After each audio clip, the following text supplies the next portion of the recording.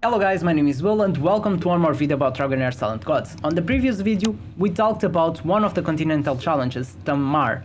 On this one, we're gonna talk about Khrysos. With Khrysos, it comes the next team, so we have Dauntless. Dauntless is the team I'm using on this one. I talked about Poison, so let's go. The Dauntless team I have is not doing much more than 200 million, okay, so this is what I'm using. This team it's providing 202 million. It's really tricky. And the strategy is pretty simple. This guy applies attack penalty at 18 seconds, and we want to clear this attack penalty and do as much damage as possible. So Dauntless is really good for this boss because he increases the basic attacks extra damage, which is quite nice. So for this boss, quite simple strategy here. We are using Acelia to dispel all that attack penalty, and of course you can use something different. So if you go here, you can just go to filters and dispel debuff.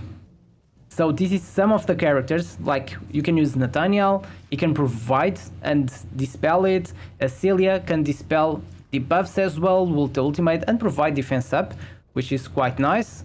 Or if you don't want to use dispel debuff, of course you can use also debuff immunity with Catherine. Alright, so you have a couple of options you can use to prevent this attack penalty that will reduce your damage a lot. And then for the other characters, I'm also using this Tundra Tenacity because Acelia will take 20 seconds casting the ultimate, but with Tundra Tenacity it will increase 1 ultimate percent energy each time taking damage, and this will make her cast ultimate much faster. Also using the Silver King's Horn because she will heal every 0.5 seconds for 5 seconds, providing these 3 stacks of 5% damage on over 1.5 seconds. Then I have Suta with the Puppeteer set and also the Witcher's Remain. So he's quite fast applying this. He swings 5 times. During these 5 times, 5 chances to apply Witcher's Remain, using this flurry of attacks to increase extra shots and increase the damage from Naschenka. Naschenka using this talent tree, and well, you just want her to have the best gear as possible. Then on Vivelius is a enlightenment guy, so providing him some more enlightenment will be very useful. I don't have that much, so some enlightenment on him will be useful, but this boss does some damage and you really want to give him some HP or defense to help him survive. So of course you want to build Acelia with some more enlightenment to give some more healing and help him to keep him alive. Then on Tarival, I'm using the Great Rival to help with the damage, using this talent tree, and of course I'm using this Ancestral Guidance just to increase the healing, so it provides me lifesteal and keep everyone healthy. So the tricky part about Khrysos is that before reaching 1 minute fight, or when you reach 1 minute fight for the fight to finish, the damage will be really high, and sometimes Acelia will struggle to keep everyone alive. Okay, so sometimes they do die a bit early, so you really want to wait a little bit to the last day of the Continental Challenge just to keep increasing that affinity tree, and that way you can make your team survive more, because some of the points on affinity tree will make it survive more. I not did show this affinity, my affinity or Psycho Core, to you on the previous video, but I'm going to show it now. So this one, damage resistance, will reduce the damage taken, which is very, very useful. And if we can get this 30,000 by the end of the week, we can increase even more our damage, okay, with some of the elements, or reduce the damage, okay? So let's go to Khrysos. We're just gonna start the fight. For this one, I'm doing it completely on auto mode. There's nothing to go wrong here, I hope. So let's switch it again to my Tamar, not Tamar. So Tamar, my top damage is 226, and then Dauntless is 202 at the moment. So I hope I can do a little bit better. And yeah, this is basically it. The timings I have are these ones. So 18.5 to dispel the attack penalty. We have Suit attack using the ultimate at the same time as Naschenka. Then this guy doesn't really matter because his ultimate already ignores defense of the target. And then we have Tarifol casting the ultimate as well, because when he casts the ultimate, it's just activating the ultimate, and after that will cast a lot of attack. It will increase attack, and this base attack will trigger, and we'll have crit rate increased as well, so it's quite good.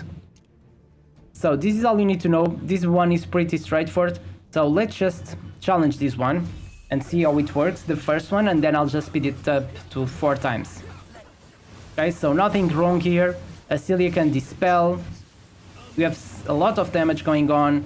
Now the boss will apply the attack penalty, and then we have the dispel and the stacks of damage. And that's basically it.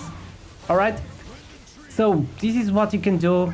I mean, this team is pretty straightforward. I don't think there's a much better way to do this, to be honest. Of course, you can use other characters, but I think Asilia is pretty good. She can provide healing, she can provide dispel on ultimate, and also the battle skill provides some extra healing. But they do need some support, because this guy will start doing some extra damage. You can always try with someone applying the attack penalty and reducing his ultimate damage. But this way we are using 4 Dauntless, and with 4 Dauntless you can use the mythic gear that will increase the damage according with how much school, the same school characters you are using. You can increase Nazgenka ultimates with more basic attacks. But as you guys can see, and comparing with the damage I did on Tamar, we are on 2 minutes.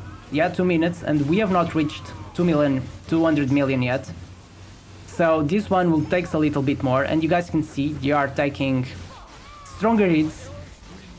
The boss is doing more damage, and sometimes they struggle to keep alive, and that's why I'm using those types of gear to get some life steal.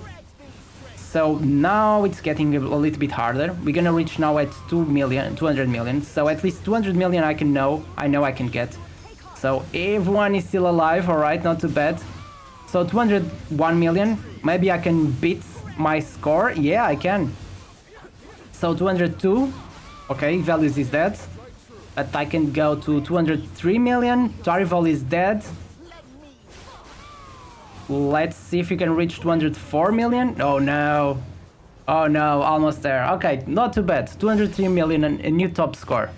Okay, so yeah, this is how much you can do with this team. Of course, if you can make them a bit more tanky, so they can survive longer, do more damage, will be useful. They survive almost most of the time, because they die a little below 1 minute, which I think it's fine. But if you can provide them better gear with better stats, with more like a bit more of defense, HP, or if you have like better explosives that can provide more healing, dispel and all of that, you can use them as well, and maybe they will work even better than these ones.